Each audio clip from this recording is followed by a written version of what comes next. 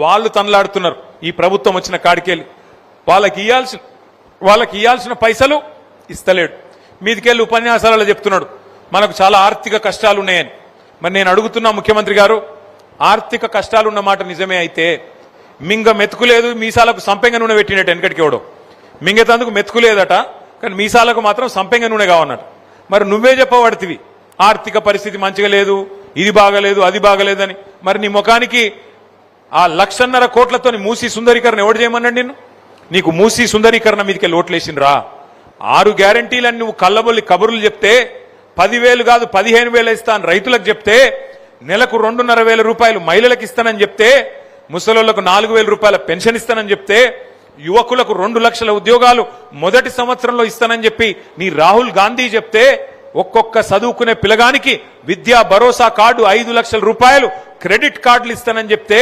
చదువుకునే ఆడపిల్లలకు బ్రహ్మాండంగా స్కూటీలు ఇస్తానని చెప్తే ఇవన్నీ ఈయన నమ్మి 10 ఏళ్ళు కేసీఆర్ను చూసినాం కదా ఒక్కసారి వీళ్ళని చూద్దాం ఏంది అని చూసిండ్రు ఇప్పుడు చూసిన పాపానికి ఏమైంది అంటే అన్నా కేసీఆర్ అన్నా ఎక్కడున్నావు అని చెప్పి అలా ఇండ్లు కూలగొడుతుంటే లొల్లి పెడుతున్నారు అందుకే కేసీఆర్ గారు మొన్న చెప్పిండు కత్తేమో వానికి ఇస్త్రీ యుద్ధమేమో నన్ను చేయమని పడితిరి యాడికెళ్ళి చేయాలి నేను అని కేసీఆర్ గారు ఇవాళ చెప్తా ఉన్నారు అందుకే ఆలోచించుకొని ఓటేయాలి ఎవరు మనకు మంచి చేసే నాయకుడు ఎవరు రాష్ట్రం తెచ్చిన నాయకుడు ఎవరు రాష్ట్రం రాకుండా తెలంగాణ ఉద్యమకారుల మీద తుపాకీ పట్టుకొని పోయిన నాయకుడు ఎవరు ఆనాడు తెలంగాణ కోసం సావు నోట్లో తలబెట్టి తెలంగాణ తెచ్చిన నాయకుడు ఈ ఆలోచనలన్నీ మనకుంటే మనం కరెక్ట్ గా ఆలోచిస్తేనే మనకు న్యాయం జరుగుతుంది తప్ప లేకపోతే మాత్రం న్యాయం జరగదు ఇవాళ ఈ రాష్ట్రంలో ప్రజలు రైతులు ముఖ్యంగా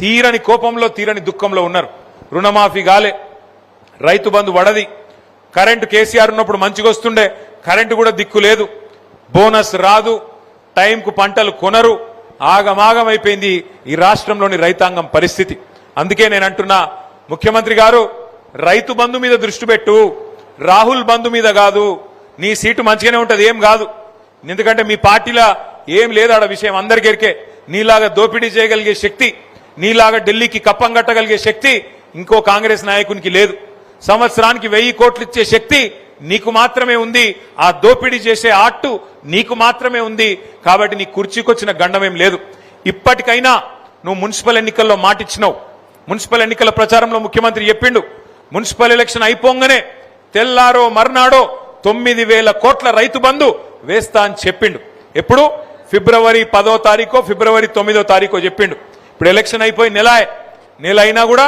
ఇప్పటి వరకు ఆ 9,000 కోట్ల రైతు బంధు పత్తా లేదు ముఖ్యమంత్రి గారికి నేను ఒకటే విజ్ఞప్తి చేస్తా ఉన్నా ఇప్పటికైనా బుద్ధి తెచ్చుకొని ఇచ్చిన 6 గ్యారంటీలు మీరు ఇచ్చిన పేదలకు ఇచ్చిన కార్యక్రమాలు బీసీలకు చెప్పినావు బలహీన వర్గాలకు 1,00,000 కోట్ల బడ్జెట్ అన్నావు సంవత్సరానికి 20,000 కోట్ల బడ్జెట్ పెడతా అన్నావు మరి 3వ బడ్జెట్ నీ ప్రభుత్వం పెట్టబోతా ఉంది రాష్ట్రంలోని బీసీలందరూ చూస్తున్నారు పెడతావా లేదా పోయిన 2 సార్లు ఎగ్గొట్టినావు సంవత్సరానికి 20,000 కోట్లని 2 బడ్జెట్లు కలిపి కూడా ఇప్పటి వరకు 20,000 కోట్ల బడ్జెట్ పెట్టలేదు ముఖ్యమంత్రి రేవంత్ రెడ్డి మరి ఇప్పుడు ఈ బడ్జెట్ లోనన్నా 16 తారీఖు నుండి ప్రారంభమయ్యే బడ్జెట్ లోనన్నా ఖచ్చితంగా బీసీలకు 20,000 కోట్లు పెడతావా లేదా అని చెప్పి రాష్ట్రంలోని ప్రతి బీసీ బిడ్డ నిధికే చూస్తున్నాడు దళితులకు ఆనాడు కేసీఆర్ గారు ఉన్నప్పుడు దళిత బంధు అనే పథకం తీసుకొస్తే ఆ రోజు ఇదే రేవంత్ రెడ్డి గారు ఇదే కాంగ్రెస్ పార్టీ ఏమన్నది కేసీఆర్ ఇచ్చే 10 లక్షలు ఏ పాటిది మేము 12 లక్షలు ఇస్తాం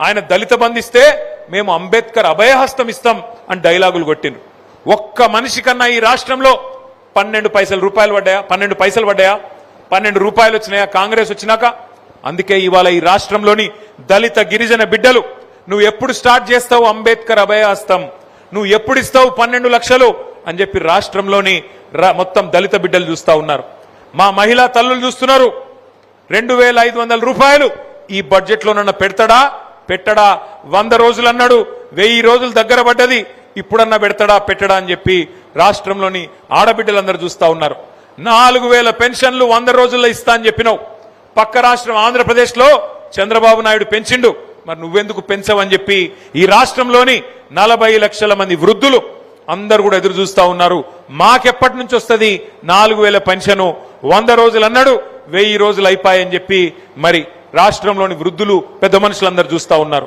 రైతులు ఎదురు చూస్తున్నారు. రాహుల్ బంధు పెట్టిండు మరి 1000 కోట్లు. రైతు బంధు వేస్తాడా వేయడా, మళ్ళా లేకపోతే మూడోసారి కూడా ఎగ్గొడతాడా ఈ దుర్మార్గుడు అని రాష్ట్రంలోని రైతులందరూ ఎదురు చూస్తా ఉన్నారు. అందుకే నేను అనేది 2 లక్షల ఉద్యోగాలన్నావు మొదటి సంవత్సరంలో, 2.5 ఏళ్లైంది ఇప్పటి వరకు కనీసం 10,000 ఉద్యోగాలు ఇయ్యలే రేవంత్ రెడ్డి గారు. 2 లక్షలు అని చెప్పి నమ్మబలికిండు. రాహుల్ గాంధీ గారు స్వయంగా అశోక్ నగర్కి వచ్చిండు, కానీ ఇప్పటి వరకు 10,000 ఉద్యోగాలు దాటలే. రాష్ట్రంలోని తమ్ముళ్ళు, రాష్ట్రంలోని చెల్లెళ్ళు ఎదురు చూస్తా ఉన్నారు. ఎప్పుడొస్తాయి నువ్వు చెప్పిన 2 లక్షల ఉద్యోగాలు, ఎక్కడ పోయింది నువ్వు చెప్పిన జాబ్ క్యాలెండరు అని చెప్పి రాష్ట్రంలోని తమ్ముళ్ళు చెల్లెళ్ళు వాళ్ళు కూడా ఎదురు చూస్తా ఉన్నారు. దయచేసి నేను ప్రభుత్వాన్ని కోరుతా ఉన్నా, ఇప్పుడు ఏ ఎన్నికలు లేవు, ఇప్పట్లో ఏ ఎన్నికలు లేవు కాబట్టి ఆలోచించి ఇప్పుడైనా బడ్జెట్లో వెంటనే ఈ కేటాయింపులు చేయండి. చేసి మీరు హామీలు ఇచ్చిన ప్రతి ఒక్కరికి న్యాయం చేయమని చెప్పి నేను డిమాండ్ చేస్తా ఉన్నా. రాహుల్ గాంధీ ఇంకొక మాట కూడా చెప్పిండు. 6 గ్యారంటీలకు మొట్టమొదటి క్యాబినెట్లోనే చట్టబద్ధత కల్పిస్తాం. చట్టబద్ధత అంటే ఏందో ఎరికేనా? చట్టం చేస్తామన్నాడు.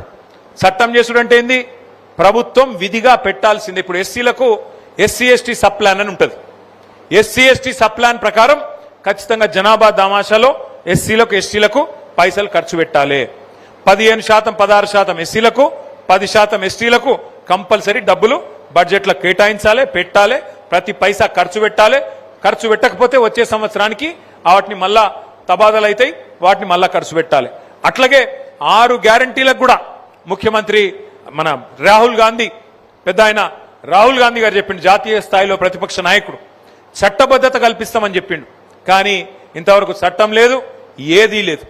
దీనికంటే కూడా ఇంకా ముఖ్యమైన విషయం ఏంటంటే, వారు చట్టబద్ధత తెస్తామని చెప్పినా చేయనందుకు మేమే ఆలోచన చేస్తా ఉన్నాం. ప్రధాన ప్రతిపక్షంగా సీరియస్గా ఆలోచన చేస్తా ఉన్నాం. 16 తారీఖు నుంచి శాసనసభ సమావేశాలు ప్రారంభం కాబోతా ఉన్నాయి.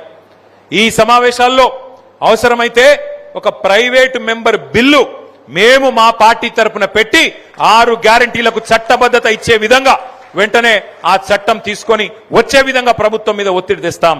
ప్రైవేటు మెంబర్ బిల్లు పెట్టి ప్రభుత్వం మెడలు వంచి ఖచ్చితంగా ఆ బిల్లు, ఎందుకంటే వాళ్ళు ఇచ్చిన మాటనే, వాళ్ళ నాయకుడు రాహుల్ గాంధీ చెప్పిన మాటనే కాబట్టి కాంగ్రెస్ వాళ్ళు కూడా ఓటేయాల్సి వస్తుంది. లేకపోతే ప్రజలతోని తన్నులు తినే పరిస్థితి ఉంటుంది. కాబట్టి వాళ్ళకు కూడా తప్పదు. ప్రైవేట్ మెంబర్ బిల్లు పెడతాం. శాసనసభ సమావేశాల్లో 6 గ్యారంటీలకు చట్టబద్ధత కల్పించాలి అనే నినాదంతో తప్పకుండా ఈ శాసనసభ సమావేశాల్లో బిల్లును కూడా పెట్టి దాన్ని పాస్ అయ్యే విధంగా కూడా మా ప్రయత్నం మేము చేస్తాం. కానీ ఒకటి మాత్రం పక్కా, ఇలా రాష్ట్రంలోని ప్రతి రైతు ఎదురు చూస్తా ఉన్నాడు. కేసీఆర్ గారు మళ్ళీ ఎప్పుడు వస్తారు, మళ్ళీ ఎప్పుడు రాష్ట్ర ముఖ్యమంత్రి అవుతాడు, మళ్ళీ ఎప్పుడు మాకు మంచి రోజులు వస్తాయి అనే మాట ఈరోజు ప్రతి రైతు గుండెల్లో, ప్రతి మనిషి గుండెల్లో తెలంగాణలో ఉన్న మాట వాస్తవమేనా? వాస్తవమా కాదా? వాస్తవం అయితే గట్టిగా సపోర్ట్లు కొట్టండి. ఒకటే ఒక రిక్వెస్ట్ మీ అందరితో, దయచేసి జరిగింది మోసం అర్థమైంది ఇప్పుడు అందరికీ. రాష్ట్రంలో ప్రతి జిల్లాలో, ప్రతి నియోజకవర్గంలో, ప్రతి తమ్ముడికి, ప్రతి చెల్లెకి, ప్రతి అన్నకి, ప్రతి అక్కకి అర్థమైంది. ఇంకా అర్థమైనాక కూడా అర్థం కానట్టు కొంతమంది ఉండొచ్చు, కానీ ఇవాళ మొత్తం రాష్ట్రంలోని ప్రతి పేదవాడికి మళ్ళీ కేసీఆర్ రావాలే అనే మాట అర్థమైంది. మరి అర్థమైన వారందరినీ నేను కోరుతా ఉన్నా, ఇలా మా ఆవునూరు, మా రామలక్ష్మణులపల్లె, మా సర్పంచ్ గారు, రాజుపేట సర్పంచ్ గారు, మా ఇందిరమ్మ కాలనీ సర్పంచ్ గారు ఎట్లయితే వచ్చి ఈ గులాబీ కండువా కప్పుకుంటున్నారో, ఎట్లయితే ముందుకొచ్చి కేసీఆర్ గారి నాయకత్వాన్ని బలపరుస్తామని ముందుకొస్తున్నారో, అట్లే మిగతా వారు కూడా కలిసి రండి. కలిసి కట్టుగా ఈ దుర్మార్గ అప్రజాస్వామిక ప్రభుత్వం ఏదైతే రైతు బంధు ఎగ్గొట్టిన రాబంధు ప్రభుత్వం, దీన్ని ఖచ్చితంగా నిలదీద్దాం. మనందరం ఐక్యంగా కొట్లాడదాం. కొట్లాడి రాబోయే సంవత్సరన్నర పాటు ప్రభుత్వానికి ఊపిరి సల్పని విధంగా కార్యాచరణ రూపొందించి బ్రహ్మాండంగా ఈ ప్రభుత్వం మెడలు వంచే దిశగా ముందుకు పోదామని చెప్పి మీ అందరికి కూడా విజ్ఞప్తి చేస్తూ, మరి ఎల్లారెడ్డిపేట మండలం నుంచి కూడా ఈరోజు తమ్ముడు లింగాల సందీప్ గారు, స్వారోస్ జిల్లా అధ్యక్షులు, వారితో పాటు కొర్రి ప్రణయ్ గారు, సురేష్ గారు, మనోజ్ గారు, ఇంకా చాలా మంది, దాదాపు ఒక 25 మంది పిల్లలు వాళ్ళు కూడా వచ్చారు. వారికి కూడా గట్టిగా చప్పట్లతో వారికి కూడా స్వాగతం చెప్పాలని చెప్పి కోరుతూ, మళ్ళొక్కసారి ఇవాళ పెద్ద ఎత్తున పార్టీలో చేరుతున్న మా గౌరవ సర్పంచ్లకు, ఇంకా ఇతర పార్టీల నుంచి వచ్చేసిన నాయకులకు, గర్జనపల్లి నుంచి కూడా న్యాత మోహన్ గారు ఉప సర్పంచ్ గారు, వారితో పాటు మిగతా సోదరులు చేరుతా ఉన్నారు. బాబు గారు, దేవయ్య గారు, రంజిత్ గారు, అట్లాగే జవహర్ తాండా నుంచి కూడా బూక్యా విష్ణు నాయక్ గారు, మిగతా వారు కూడా చేరుతా ఉన్నారు. అందరికి నేను ఎవరెవరు పేర్లు చెప్పలేదో వాళ్ళు మన్నించండి. వారందరినీ కూడా దయచేసి నేను పార్టీలోకి ఆహ్వానిస్తున్నా అని చెప్పి తెలియజేస్తూ, జర గడబడి చేయకుండా, పద్మారెడ్డి గారు గడబడి చేయకుండా అందరం ఇట్లా ఒకరి తర్వాత ఒకరు